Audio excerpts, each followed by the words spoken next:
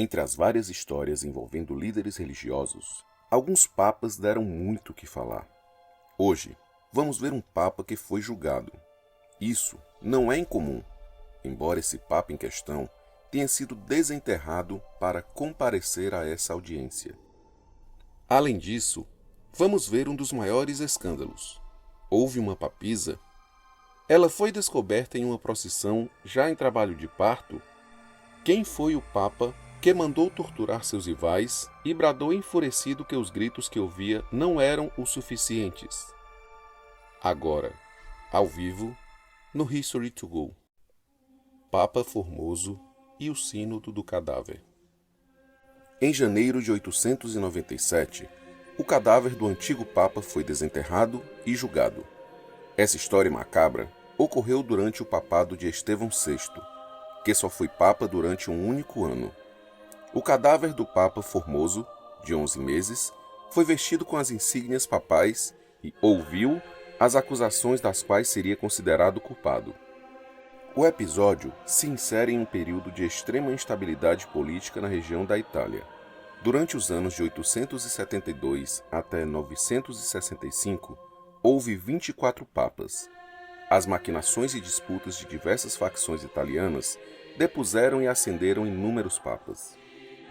Formoso, ainda em vida, fora um bispo influente, um dos principais missionários na conversão dos hostis búlgaros no leste. Sua fama com os búlgaros resultou em antipatia generalizada com os romanos.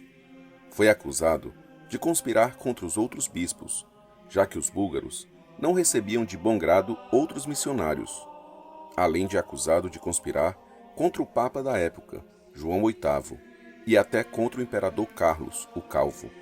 Foi excomungado, não podendo assumir nenhuma posição na igreja ou mesmo voltar para Roma.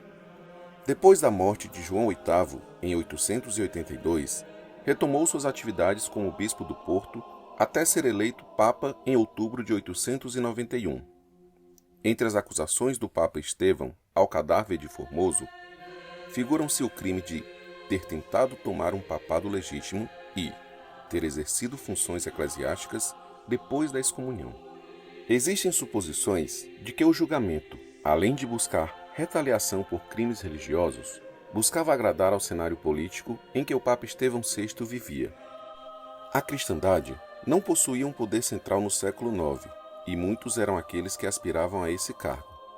Além dos bizantinos, cuja ambição de refazer o Império Romano parecia cada vez mais longe, havia regentes carolíngios e germânicos poderosos.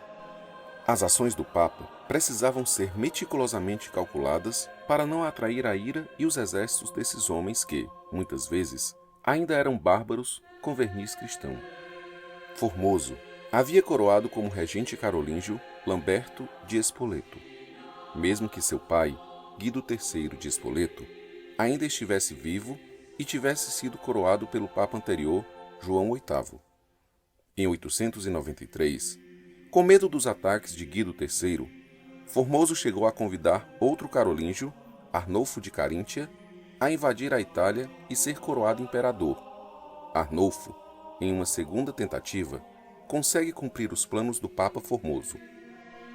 Mas rapidamente, os três protagonistas da história, o Papa excomungado, Arnulfo e Guido III, falecem. Lamberto, que tinha sido o primeiro imperador que Formoso coroou, consegue o domínio dos carolíngios e da Itália e exige do novo Papa, Estevão VI, que o Papa antecessor fosse exumado e julgado. O espetáculo foi completo.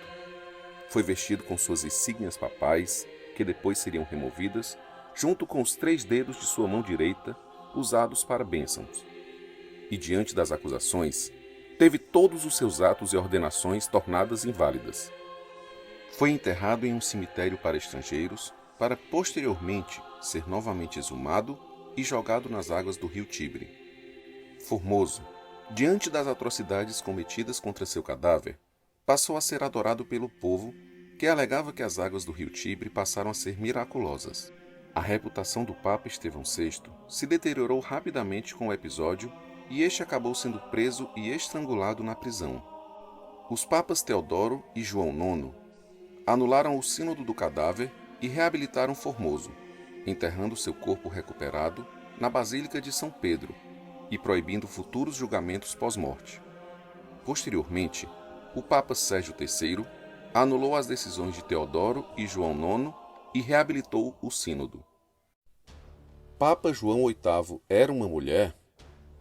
É ainda muito difundida a história do Papa João VIII, que teria sido uma mulher disfarçada de homem, chegando a ocupar o maior cargo dentro da Igreja Católica. A lenda diz que uma mulher chamada Joana, que teria nascido na Inglaterra ou na Alemanha com pais ingleses, teria se apaixonado por um monge beneditino e fugiu com ele para Atenas.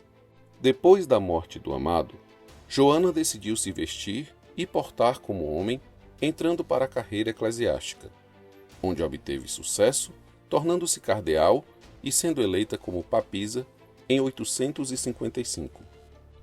A lenda ainda nos diz a forma escandalosa como ela foi descoberta. Joana teria dado à luz a uma criança durante uma procissão papal e teria sido linchada ali pelos sacerdotes que a rodeavam. A lenda foi contada pela primeira vez pelo escritor religioso Estevão de Bourbon, no século XIII, e repetida sem a menor análise dos fatos durante os 3 séculos seguintes por vários escritores, tornando-se tão popular que até homens da Igreja passaram a aceitá-la como verdade. O historiador bávaro Johannes Aventes foi o primeiro a buscar fatos e registros sobre o escândalo papal. Chegou à conclusão que muitos outros historiadores e estudiosos sérios do tema chegariam posteriormente. A lenda da papisa Joana não passa de uma ficção criada por um escritor religioso de pouco sucesso para ganhar dinheiro.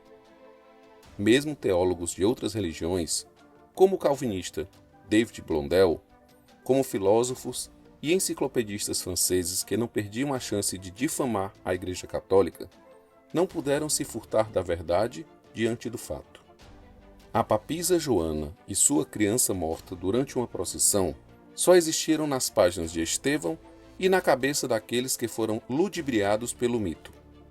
Nem as datas batem, pois em 855 o Papa eleito foi Bento III, escolhido pelo povo de Roma logo após a morte de seu antecessor, Leão VI. Mas houve um Papa, João VIII? Sim, houve. E sua história é extremamente bem documentada. O romano, que nasceu em 820, foi pontífice da Igreja Católica de 872 até 882. O Papa João VIII é considerado um dos melhores papas de sua época, pois além de não descuidar dos assuntos espirituais, sempre insistindo na necessidade de disciplina e piedade, ele conseguiu guiar a Igreja Católica em um período histórico turbulento. Nesse período, Roma estava constantemente sendo assediada por povos islâmicos que atacavam e saqueavam a Europa pelo litoral, os sarracenos. João VIII, sem o apoio das monarquias cristãs, fracassou na expulsão dos invasores marítimos e conseguiu estabelecer um contrato de tributos em troca de paz para Roma e as cidades costeiras italianas. Conseguiu suavizar a relação entre os cristãos ocidentais e orientais ao legitimar Fócio como patriarca de Constantinopla. Fócio havia sido condenado pelo Papa anterior. Coroou Carlos II como imperador do Sacro Império Romano-Germânico, dando fim a décadas de guerra civil que enfraqueceram a cristandade após a morte de Carlos Magno. Afastou a ameaça sarracena, suavizou as relações com os cristãos orientais e conseguiu fortalecer a cristandade. Infelizmente, o difamadíssimo Papa João VIII teria um fim horrendo. Foi o primeiro Papa a ser envenenado e, no fracasso deste método, assassinado a marteladas por pessoas próximas, após 10 anos fecundos como líder da Igreja Católica.